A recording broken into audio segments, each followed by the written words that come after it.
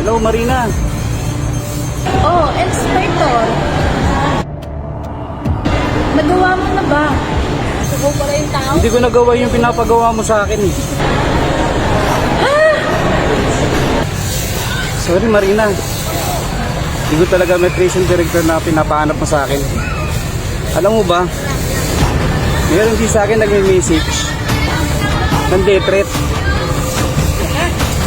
Sorry talaga. Ano? Anong death threats na sinasabi mo? Sorry talaga. Natakot na rin ako. Pasensya ka na. Siguro sa iba mo na lang bigay yung project. Pasensya na talaga. Sige, di bali na lang.